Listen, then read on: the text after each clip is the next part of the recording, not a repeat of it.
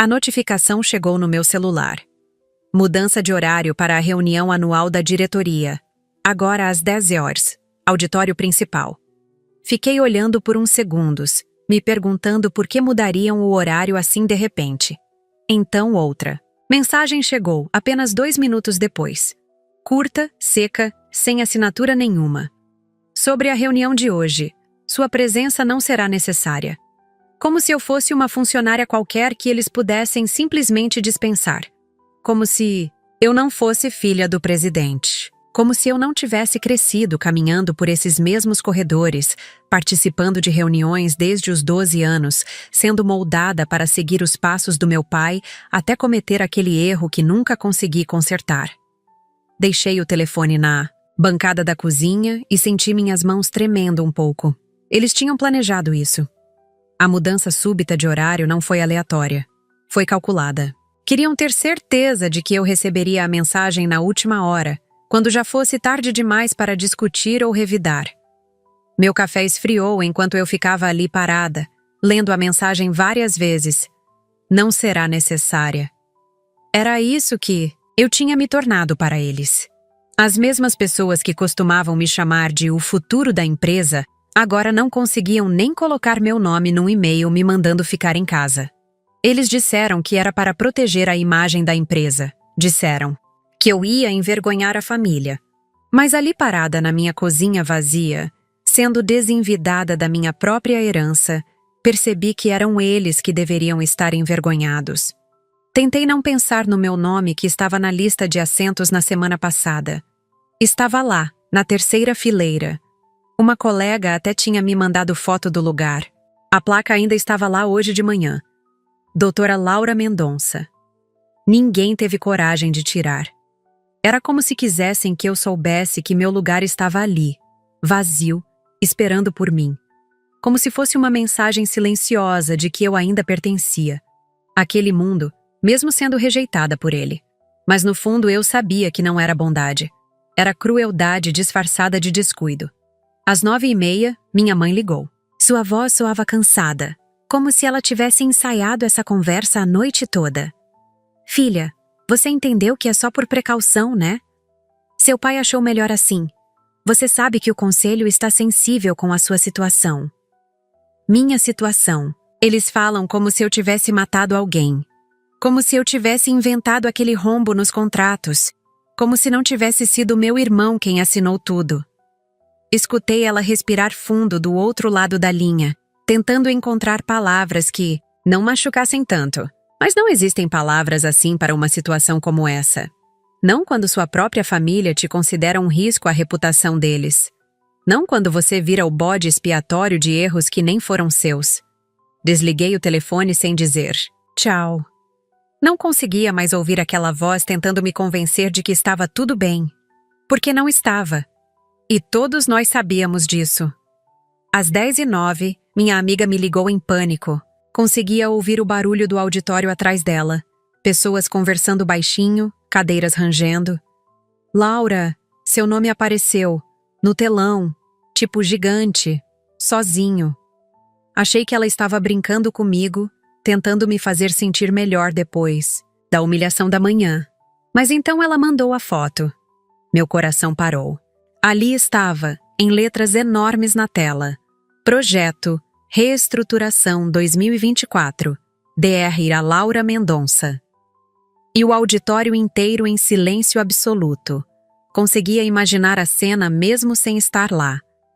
Todas aquelas pessoas que me conheciam desde criança, me vendo crescer pelos corredores da empresa. Agora olhando para meu nome projetado na parede, enquanto eu não estava presente. Era surreal. Como se eu fosse um fantasma assombrando minha própria vida profissional. Como se meu trabalho tivesse vida própria, aparecendo sem que eu pudesse controlá-lo. A ironia era cruel demais para ser coincidência. Outra amiga, mais corajosa, conseguiu gravar um vídeo discreto. Mandou para mim poucos minutos depois. A câmera pegava meu pai sentado na primeira fileira, imóvel como uma estátua. Ele olhava para o telão como se estivesse vendo um morto ressuscitar.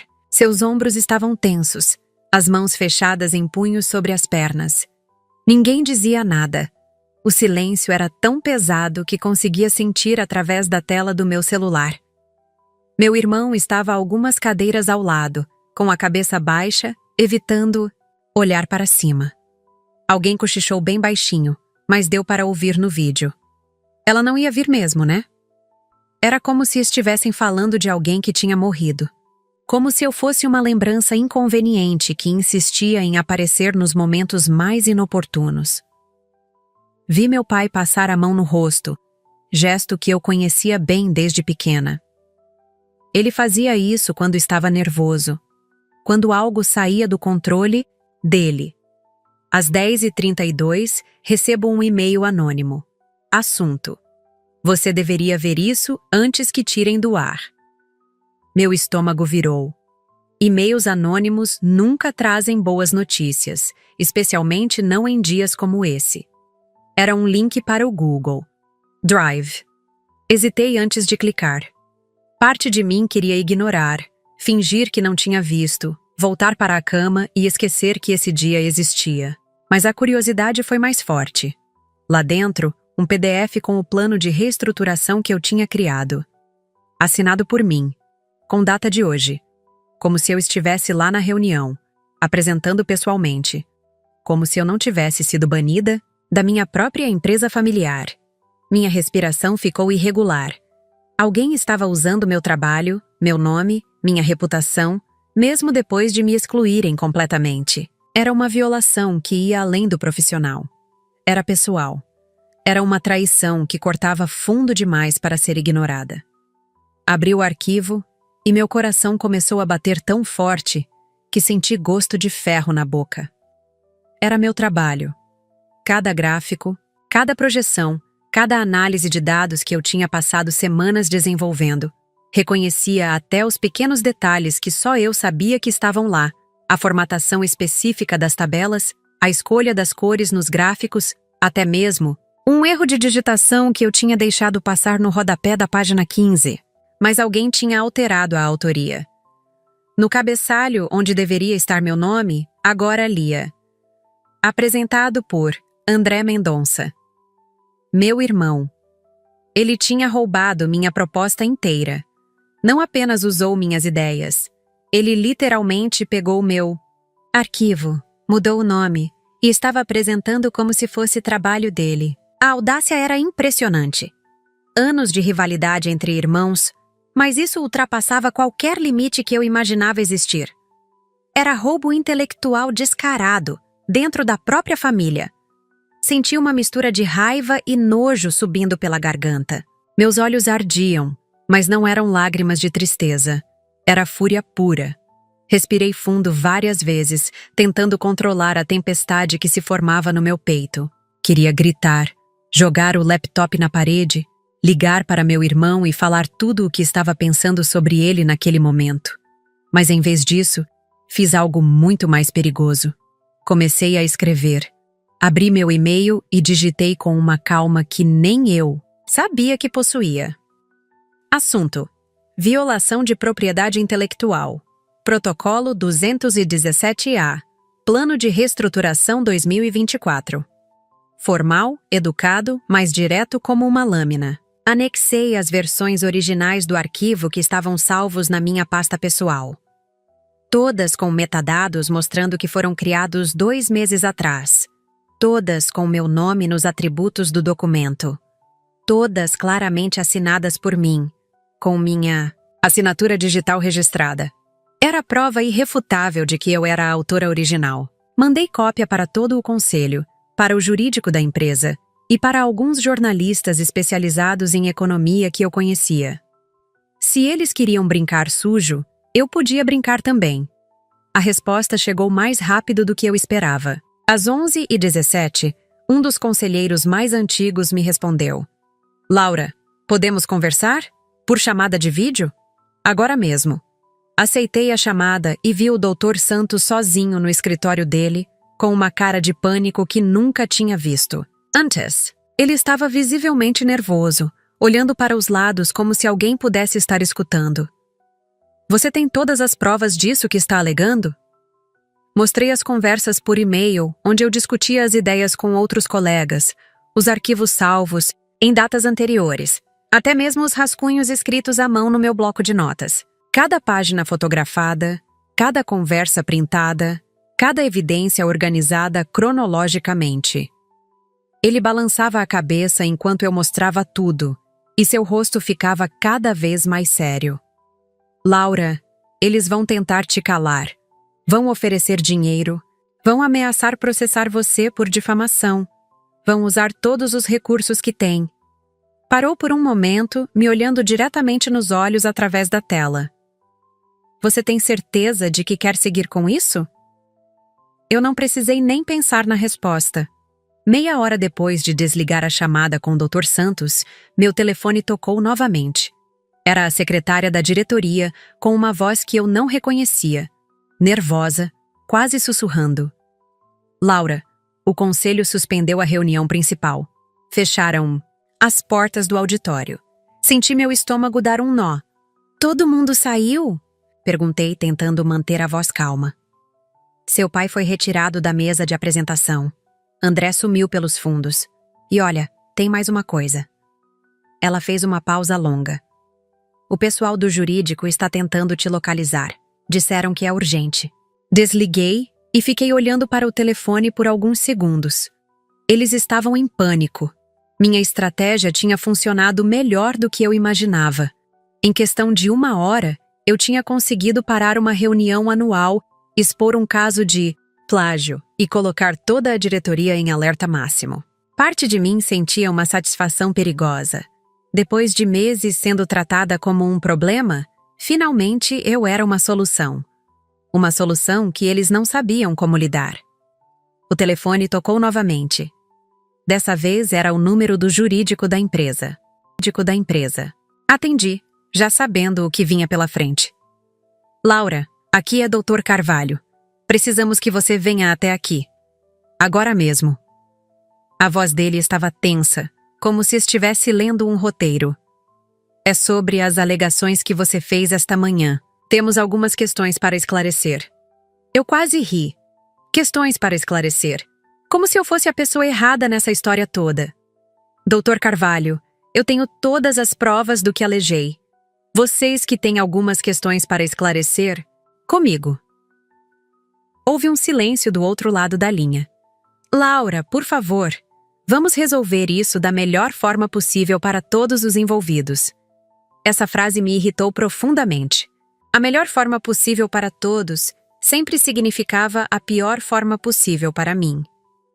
Estarei aí em 40 minutos. Respondi e desliguei antes que ele pudesse dizer mais alguma coisa.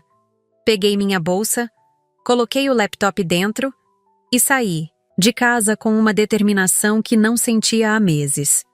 O trajeto até a sede da empresa parecia diferente. As ruas que eu conhecia desde criança pareciam mais largas, os prédios mais altos, como se a cidade inteira soubesse que algo importante estava acontecendo. Liguei o rádio e, por coincidência, estava tocando uma música que meu pai sempre cantarolava quando eu era pequena. Desliguei imediatamente. Não queria pensar nele agora. Não queria lembrar dos momentos bons quando estava prestes a enfrentar os piores. Cheguei na empresa às 12h20. O prédio estava igual, mas algo no ar estava diferente. Talvez fosse paranoia minha, mas parecia que havia menos movimento, menos pessoas entrando e saindo. Como se todos soubessem que algo grave estava acontecendo, lá dentro. Estacionei no meu lugar de sempre, aquele que tinha uma plaquinha pequena com meu nome. Pelo menos isso eles ainda não tinham tirado. Caminhei até a entrada principal, respirando fundo a cada passo. Não sabia exatamente o que me esperava lá dentro, mas sabia que não havia mais volta. Na portaria, a segurança me barrou. Era o João, um homem que eu conhecia desde adolescente, que sempre me cumprimentava com um sorriso largo e perguntava sobre meus estudos. Dessa vez, ele nem conseguiu me olhar nos olhos. Desculpa, Laura, mas seu acesso está suspenso. Senti, como se tivesse levado um soco no estômago. Tirei o crachá do bolso, aquele que carregava há anos, e passei no leitor. Apitou em vermelho. Uma vez, 2 vezes, 3 vezes. Vermelho, vermelho, vermelho. Eu ri. Um riso nervoso, desesperado, que saiu antes que eu pudesse controlar. Pessoas passavam por mim, entrando normalmente, e me olhavam com uma mistura de curiosidade e pena. Era surreal estar sendo impedida de entrar no prédio onde cresci, onde passei mais tempo do que na própria casa durante toda a minha adolescência. João, você pode ligar lá para cima e avisar que eu cheguei?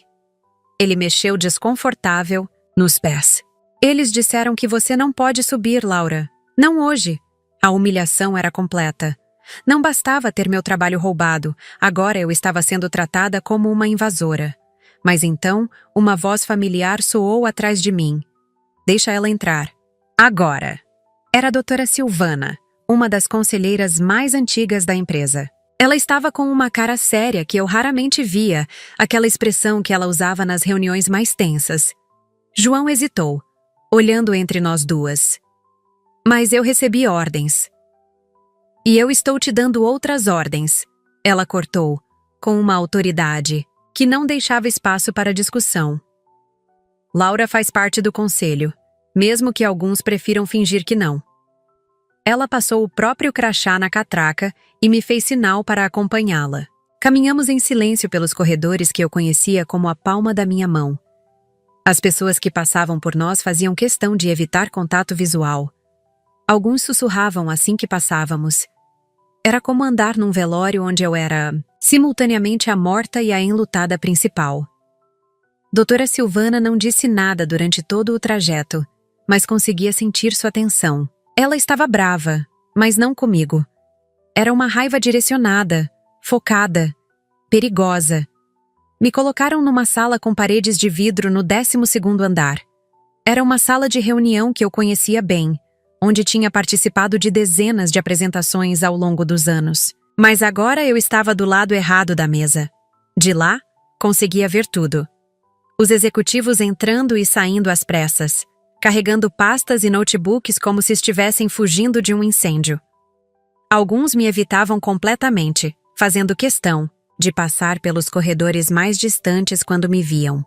Outros me olhavam com uma pena desconfortável, como se eu fosse um animal ferido que eles não sabiam se deviam ajudar ou sacrificar. Um estagiário passou pela porta e, quando ninguém estava olhando, me entregou um bilhete dobrado.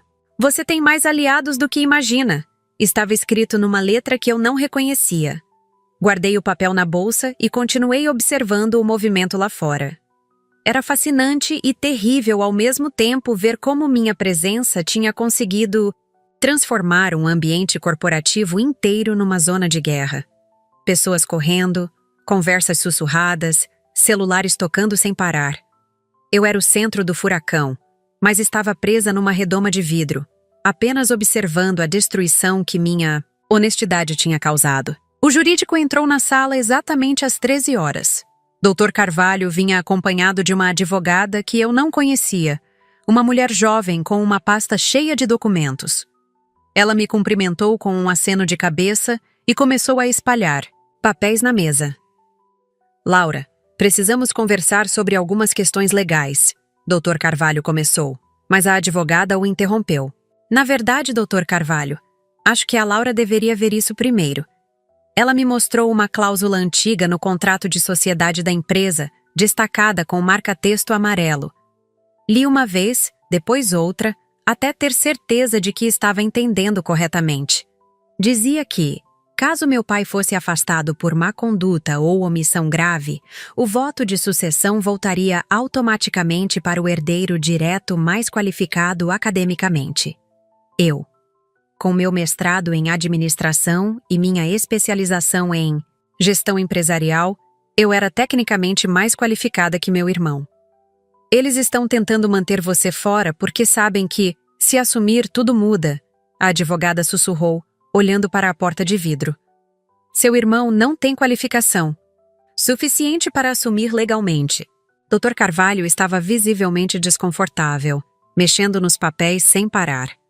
Laura, essa cláusula é muito antiga. Foi escrita pelo seu avô. Talvez não se aplique mais às circunstâncias atuais. Mas a advogada balançou a cabeça. Dr. Carvalho, com todo respeito, essa cláusula nunca foi revogada. Está em vigor até hoje. Ela se virou para mim. Laura, você tem direito legal de questionar a sucessão se conseguir provar que houve má conduta por parte da atual gestão.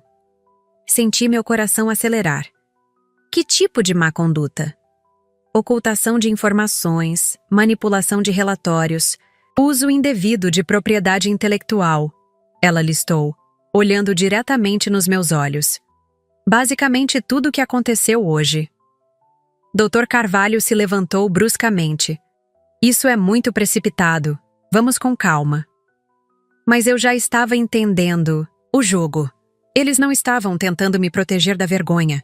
Estavam tentando se proteger de mim. Dr. Carvalho, eu gostaria de ver o relatório de auditoria do caso do rombo nos contratos. Falei, mantendo a voz firme. Aquele que vocês disseram que não tinha provas conclusivas. O silêncio que se seguiu foi ensurdecedor. Dr. Carvalho e a advogada trocaram olhares rápidos, daqueles que pessoas dão quando sabem que foram pegas em flagrante. Laura, esse relatório foi arquivado. Não sabemos exatamente onde está localizado agora. Dr. Carvalho mentiu descaradamente. Eu quase sorri. Que interessante. Um relatório de auditoria de milhões de reais simplesmente desapareceu dos arquivos da empresa. A advogada pigarreou. Na verdade, Laura, alguns documentos mais antigos foram transferidos para arquivo morto. Pode levar alguns dias para localizar. Mais mentiras. Mas eu já sabia onde estava o relatório. Tinha uma cópia salva num HD criptografado em casa, junto com todas as outras evidências que tinha coletado ao longo dos meses. Meu avô sempre me dizia que informação era poder, e que poder deveria ser guardado com cuidado. Nunca imaginei que usaria esse conselho contra minha própria família. Tudo bem. Eu entendo que pode ser difícil localizar documentos antigos. Respondi com uma calma que surpreendeu até a mim mesma. Talvez eu possa ajudar com isso. Levantei da cadeira e peguei minha bolsa. Onde você vai? Dr. Carvalho perguntou, claramente nervoso. Buscar algumas coisas em casa. Volto em 1 hora. A advogada se levantou também. Laura, talvez seja melhor você ficar aqui para discutirmos essas questões legais. Não. Eu acho que será mais produtivo se eu trouxer alguns documentos que podem esclarecer a situação. Caminhei em direção à porta, mas me virei antes de sair. Dr. Carvalho, enquanto eu estou fora, talvez o senhor possa tentar localizar aquele relatório de auditoria. Tenho certeza de que vai aparecer em algum lugar. Saí da sala sentindo seus olhares nas minhas costas. No elevador, encontrei com 2 funcionários do departamento financeiro que eu conhecia bem. Eles me cumprimentaram com um constrangimento, óbvio, como se não soubessem se deviam falar comigo ou fingir que não me viram.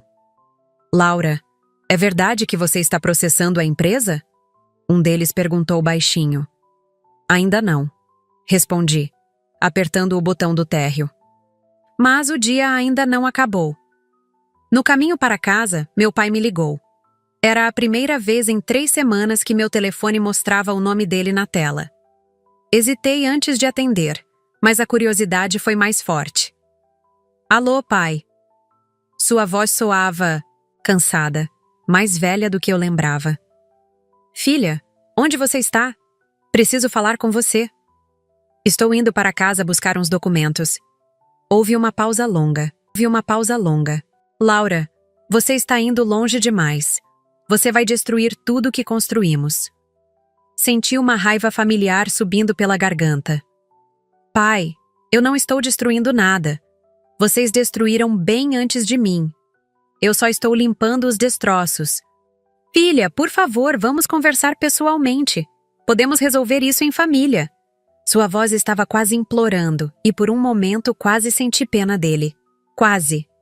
Pai, família não rouba o trabalho um do outro. Família não expulsa filha de reunião da própria empresa. Família não mente sobre auditoria para proteger filho homem. Ele suspirou fundo. Laura, você não entende a pressão que estou sofrendo do conselho. Eles Eles o quê, pai? Eles descobriram que você sabia do que o André fez e não contou pra ninguém? O silêncio dele me disse tudo o que eu precisava saber. Laura, não é assim que as coisas funcionam no mundo corporativo. Às vezes precisamos fazer escolhas difíceis para proteger o negócio. Proteger o negócio ou proteger o André? Minha voz estava mais alta agora, mais dura. Pai, eu passei a vida inteira tentando ser a filha perfeita, a sucessora ideal, a pessoa que você queria que eu fosse. E descobri que nada disso importava porque eu não nasci homem. Laura, isso não tem nada a ver com gênero. Tem tudo a ver, pai. E nós dois sabemos disso. Cheguei na garagem de casa e estacionei. Pai, eu vou desligar agora. Tenho uns documentos para pegar e uma empresa para salvar. Laura, espera! Mas eu já tinha desligado. Fiquei sentada no carro por alguns minutos, tentando controlar a emoção. Era a primeira conversa real que tínhamos tido em meses. E mesmo assim tinha sido cheia de mentiras e manipulação. Ele ainda estava tentando me convencer de que eu era o problema. Mas eu não era mais a menina insegura que acreditava em tudo que ele dizia. Entrei em casa e fui direto para o meu escritório. O HD estava guardado num cofre pequeno que eu tinha comprado especificamente para documentos importantes. Nunca imaginei que um dia usaria para me proteger da minha própria família. Conectei o HD no meu laptop e comecei a separar os arquivos mais relevantes. O relatório de auditoria estava lá, junto com e-mails trocados entre meu irmão e alguns fornecedores, autorizações assinadas por ele sem supervisão, e até mesmo gravações de reuniões onde ele mentia descaradamente sobre sua participação no esquema. Meu avô tinha razão quando dizia que documentação era a melhor defesa. Copiei tudo para uma pasta na nuvem e também para um pendrive. Se eles quisessem brincar de esconder evidências, eu ia mostrar como o jogo realmente funcionava. Organizei tudo cronologicamente, criei um resumo executivo com os pontos principais e até preparei uma apresentação simples para o caso de precisar mostrar para o conselho. Era trabalho de investigação de nível profissional. Minha formação em auditoria estava finalmente sendo útil de uma forma que eu nunca imaginou. Antes de sair de casa, parei na frente do espelho do corredor. A mulher que me olhava de volta era diferente da que tinha acordado naquela manhã. Havia uma determinação nos meus olhos que eu não via há meses, talvez anos. Por muito tempo, eu tinha tentado ser a filha que meus pais queriam, a irmã que não incomodava, a funcionária que não questionava. Mas naquele momento, olhando para meu reflexo com uma pasta cheia de evidências na mão, eu finalmente estava sendo eu mesma. Era assustador e libertador ao mesmo tempo. Voltei para a empresa com uma sensação de propósito que não sentia desde que tinha começado a trabalhar lá. Dessa vez, quando passei pela portaria, João me cumprimentou normalmente. Talvez doutora Silvana tivesse conversado com ele, ou talvez a notícia de que eu tinha respaldo legal já tivesse se espalhado. Não importava. Subi direto para o 12º andar, carregando comigo não apenas as provas da corrupção da minha família, mas também a certeza de que estava fazendo a coisa certa. Quando entrei na sala de reunião, havia mais gente do que quando saí. Além de Dr. Carvalho e da advogada, estavam presentes 3 membros do conselho, incluindo doutora Silvana. Todos pareciam tensos, como se tivessem passado a última hora discutindo algo muito sério. Laura, que bom que você voltou. Dr. Carvalho disse, mas sua voz não soava nada aliviada. Trouxe os documentos que vocês estavam procurando, respondi, colocando a pasta na mesa. Na verdade, trouxe mais do que isso. Conectei meu laptop na tela da sala e abri a apresentação que tinha preparado. Achei que seria interessante revisitarmos o caso do rombo nos contratos, já que vocês disseram que não havia provas conclusivas. A primeira slide mostrava o valor total do esquema. 3,2 milhões de reais desviados ao longo de 8 meses. A segunda mostrava as assinaturas, todas do André. A terceira mostrava os e-mails onde ele coordenava tudo com fornecedores. Fantasmas. O silêncio na sala era absoluto. Laura, onde você conseguiu essas informações? Doutora Silvana perguntou, mas sua voz não soava acusatória. Soava impressionada. Consegui porque sempre soube que um dia ia precisar me proteger. Respondi, passando para a próxima slide. Esta aqui mostra as reuniões onde pai foi informado sobre as irregularidades e escolheu não tomar providências. Dr. Carvalho estava visivelmente pálido. Laura, você não pode estar gravando reuniões privadas sem consentimento. Não estou gravando nada, Dr. Carvalho. Estou apenas documentando fatos que aconteceram em reuniões das quais eu participei. Legitimamente. Mostrei os últimos slides. Uma timeline completa mostrando como o esquema foi montado, executado, descoberto e abafado. Era impossível negar. As evidências eram irrefutáveis. Vocês passaram meses me fazendo acreditar que eu era o problema. Falei desligando a apresentação. Me fizeram sentir culpada por questionar irregularidades. Me excluíram de reuniões, suspenderam meu acesso, roubaram meu trabalho e hoje tentaram me impedir de entrar na empresa. Olhei para cada um deles. Mas o problema nunca fui eu. O problema sempre foi que vocês sabiam que se eu assumisse o controle, não ia aceitar esse tipo de comportamento. Um dos conselheiros pigarreou. Laura, o que exatamente você está propondo? Não estou propondo nada, respondi calmamente. Estou apenas apresentando fatos. Vocês que decidem o que fazer com eles. Doutora Silvana se inclinou para a frente. Laura, essas são acusações muito sérias, se tudo isso for verdade. É verdade, interrompi. E vocês sabem que é verdade. A pergunta é, o que vocês vão fazer a respeito? Dr. Carvalho tentou retomar o controle da situação. Laura, mesmo que essas alegações sejam procedentes, precisamos seguir os protocolos legais adequados. Não podemos simplesmente. Dr. Carvalho, a advogada o interrompeu suavemente. Laura tem razão. Se essas evidências forem verificadas por uma auditoria independente, teremos que tomar medidas imediatas. Ela olhou para mim. Laura, você estaria disposta a repetir essas alegações formalmente, sob juramento? Estou disposta a fazer qualquer coisa necessária para limpar o nome desta empresa, respondi. E para garantir que isso nunca mais aconteça. Os conselheiros trocaram olhares significativos. Conseguia praticamente ver as engrenagens girando, nas suas cabeças, calculando riscos, pesando opções, tentando encontrar uma saída que minimizasse os danos. Precisamos de uma reunião executiva, doutora Silvana anunciou. Laura, você pode aguardar aqui enquanto deliberamos? Claro. Fiquei sozinha na sala por 15 minutos que pareceram horas.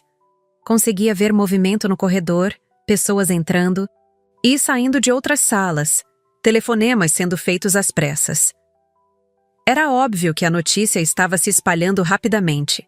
Meu telefone vibrou com uma mensagem da minha amiga que tinha gravado o vídeo da manhã. Laura, seu pai acabou de sair do prédio. Parecia arrasado. Respirei fundo. Parte de mim sentia pena dele, mas a maior parte estava aliviada. Finalmente, as consequências estavam chegando para as pessoas certas. Quando os conselheiros voltaram, suas expressões eram sérias, mas decididas. Laura, doutora Silvana começou. O conselho votou por unanimidade. Meu coração disparou. Você assumirá interinamente a presidência da empresa, efetivo imediatamente. Senti como se tivesse levado um choque elétrico. Seu irmão será afastado para investigação e seu pai. Ela hesitou. Seu pai apresentou sua renúncia. Há 10 minutos. Fiquei olhando para eles por alguns segundos, tentando processar o que tinha acabado de ouvir. Presidente. Eu ia ser presidente da empresa que meu avô tinha fundado, que meu pai tinha dirigido por 20 anos, que meu irmão achava que ia herdar automaticamente. Vocês têm certeza disso? Perguntei, ainda meio descrente. Laura, você provou hoje que tem mais integridade e competência do que qualquer um de nós imaginava. Dr. Carvalho disse, e por primeira vez na vida consegui ouvir respeito genuíno na voz dele. Além disso, legalmente você é a sucessora, mais qualificada. Doutora Silvana pegou uma pasta nova e a colocou na minha frente. Estes são os documentos de posse. Você precisará assinar algumas coisas e, obviamente, teremos que fazer um anúncio oficial para o mercado. Olhei para os papéis sem conseguir focar nas palavras. 3 horas atrás, eu estava sendo impedida de entrar no prédio. Agora estava sendo nomeada presidente. A vida às vezes dá voltas que a gente nunca imagina. Laura, doutora Silvana me trouxe de volta à realidade. Você aceita? Assinei os documentos com uma mão que tremia ligeiramente. Não de medo, mas de adrenalina pura. Quando terminei, um dos conselheiros me entregou uma chave dourada pequena. A chave do escritório da presidência. Ele explicou. Tecnicamente, ainda é do seu pai, mas... Tecnicamente agora é meu, completei. Guardei a chave na bolsa, junto com as evidências que tinham mudado minha vida em questão de horas. Existe alguma coisa que eu preciso saber imediatamente? Alguma crise que precisa de atenção urgente? Bem, Dr. Carvalho hesitou. Teremos que lidar com a imprensa. Notícias sobre mudanças na presidência sempre geram especulação no mercado. E teremos que explicar o afastamento do André, doutora Silvana acrescentou. O departamento de comunicação vai precisar de uma versão oficial dos fatos. A versão oficial é a verdade, respondi firmemente. André foi afastado para investigação de irregularidades financeiras. Ponto final. Não vamos mentir para proteger ninguém. Eles concordaram com a cabeça, mas conseguia ver que não estavam acostumados com esse nível de transparência. Ia ser um ajuste para todo mundo. Caminhamos juntos até o escritório da presidência. Era um espaço que eu conhecia bem. Tinha passado incontáveis horas ali quando criança, fazendo lição de casa enquanto meu pai trabalhava, desenhando, nas costas de contratos antigos, sonhando com o dia em que teria minha própria mesa igual àquela. Nunca imaginei que esse dia chegaria dessa forma. A mesa ainda tinha as canetas do meu pai, alguns papéis pessoais, uma foto nossa quando eu tinha 15 anos e ele me levou para minha primeira viagem de negócios. Peguei a foto e a guardei numa gaveta. Não por raiva, mas porque era hora de começar do zero. Laura, doutora Silvana disse suavemente, você sabe que isso não vai ser fácil, né? Vai ter gente questionando sua idade, sua experiência, o fato de você ser mulher. Eu sei, respondi, sentando na cadeira presidencial pela primeira vez. Mas também sei que sou a pessoa mais qualificada para este cargo. E agora tenho as evidências para provar isso. Ela sorriu. Você vai se dar bem aqui. Quando todos saíram, fiquei sozinha no escritório, olhando pela janela para a cidade lá embaixo. Era o mesmo prédio, a mesma vista, mas tudo parecia diferente, porque eu era diferente. Meu primeiro ato como presidente foi ligar para o departamento de TI e reativar meu acesso a todos os sistemas. Minha segunda decisão foi convocar uma reunião com todos os diretores para a manhã seguinte. Se ia limpar a casa, melhor começar logo. Meu telefone tocou e vi que era minha mãe. Respirei fundo antes de atender. Filha, seu pai me contou o que aconteceu. Sua voz estava quebrada, como se ela tivesse estado chorando. Mãe, Laura, você fez a coisa certa. Ela me interrompeu. Eu sabia que tinha alguma coisa errada, mas não imaginava que era tão grave. Senti um alívio enorme. Pelo menos uma pessoa da família estava do meu lado. Sua avó estaria orgulhosa de você. Ela continuou. Ela sempre dizia que você tinha fibra para liderar esta empresa. Conversamos por mais alguns minutos, e quando desliguei, senti que finalmente tinha encontrado meu lugar no mundo. Não era a filha perfeita que sempre tentei ser. Era algo melhor. Era eu mesma. O resto da tarde passou rapidamente. Assinei documentos, recebi ligações de parabenização de outros empresários e comecei a ler relatórios que meu pai nunca me deixava ver. Era impressionante a quantidade de informações que tinham sido filtradas para mim ao longo dos anos. Agora, com acesso total aos números reais da empresa, conseguia entender melhor por que eles tinham tanto medo de me deixar assumir o controle. A situação financeira estava bem pior do que eu imaginava. O esquema do André era apenas a ponta do iceberg. Havia outras irregularidades, outras contas que não fechavam, outros contratos questionáveis. Ia precisar de meses para limpar toda a bagunça, mas pela primeira vez em anos, sentia que tinha propósito. Não estava apenas trabalhando para agradar meu pai ou competir com meu irmão. Estava trabalhando para salvar a empresa do meu avô. Às 5 horas, decidi ir embora. Tinha sido um dia longo demais e precisava processar tudo o que tinha acontecido. Guardei os relatórios mais importantes na minha pasta, tranquei o escritório e caminhei pelos corredores que agora eram tecnicamente meus. Na portaria, João me cumprimentou com um sorriso genuíno. Parabéns, Presidente Laura. Presidente Laura, ia demorar para me acostumar com isso. No estacionamento, encontrei com alguns funcionários que estavam saindo. Eles me cumprimentaram respeitosamente, mas conseguia ver curiosidade nos olhos deles. Amanhã ia ser interessante. Dirigindo para casa, liguei o rádio e a mesma música que meu pai cantarolava estava tocando novamente. Dessa vez não desliguei.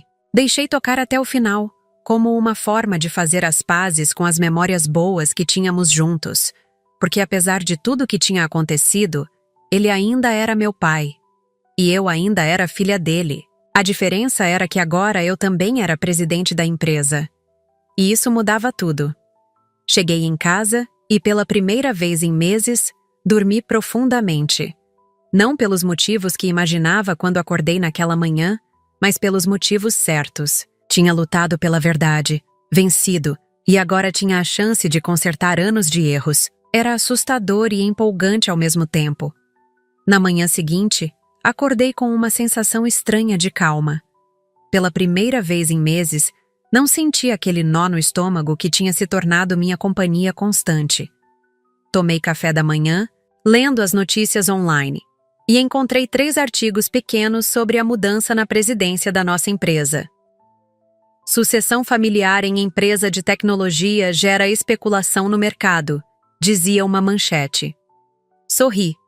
Se eles soubessem da verdade, por trás da sucessão familiar, a especulação seria bem maior. Cheguei na empresa mais cedo que o usual. Queria estar instalada e preparada antes da reunião com os diretores.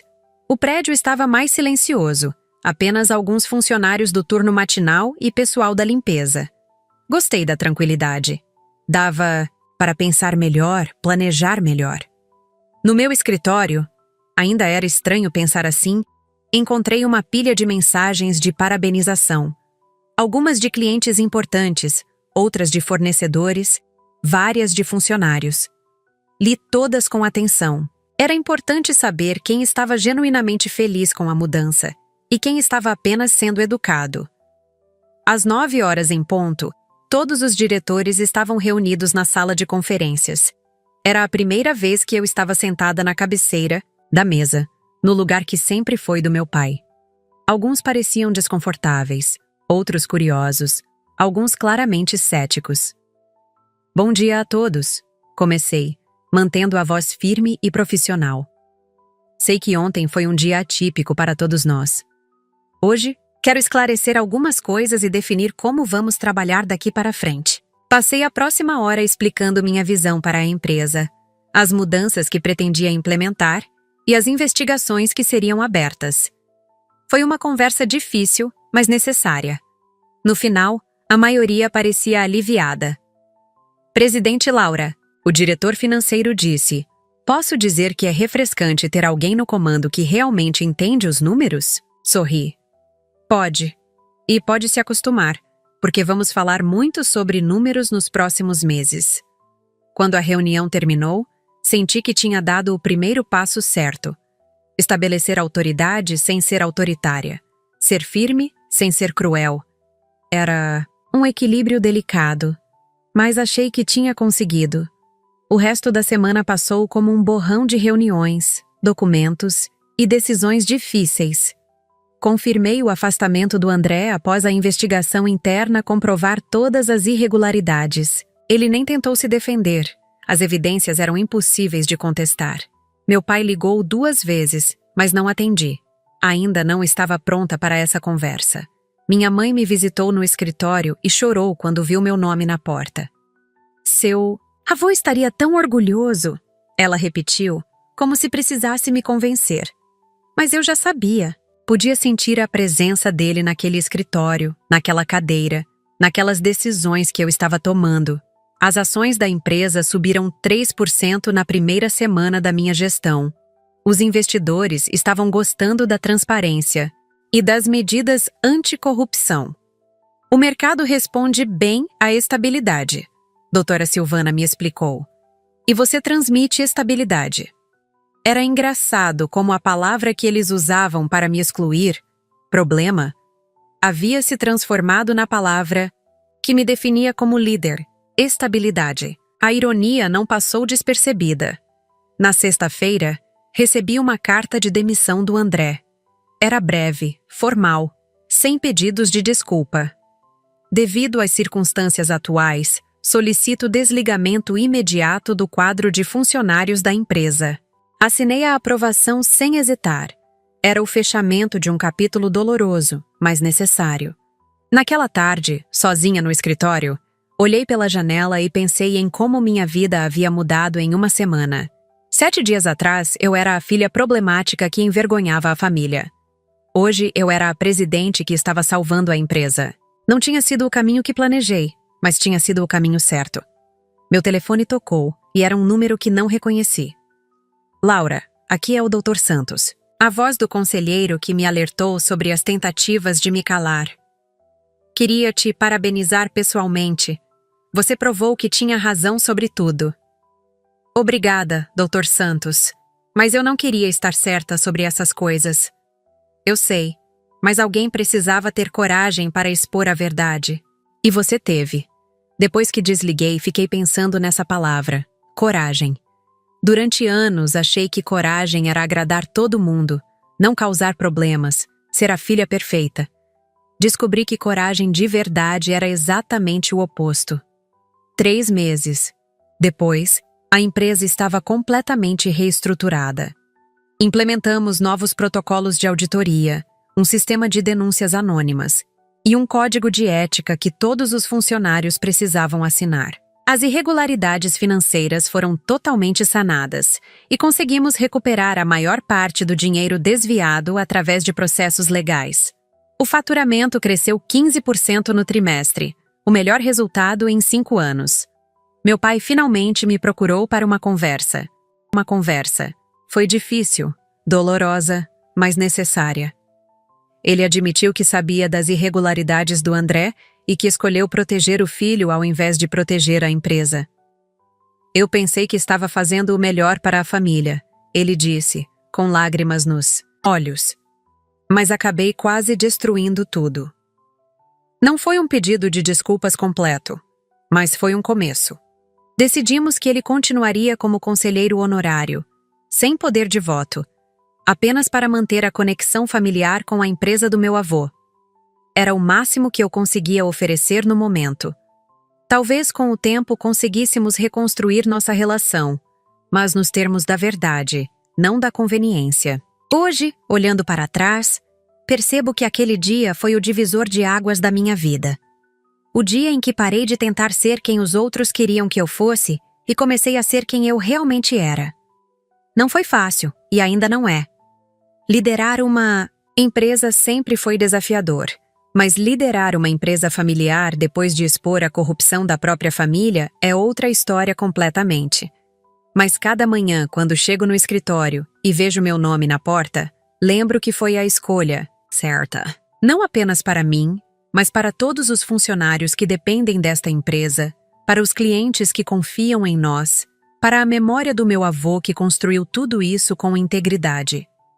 Às vezes ainda recebo olhares estranhos em eventos corporativos, sussurros sobre a filha que derrubou o próprio pai.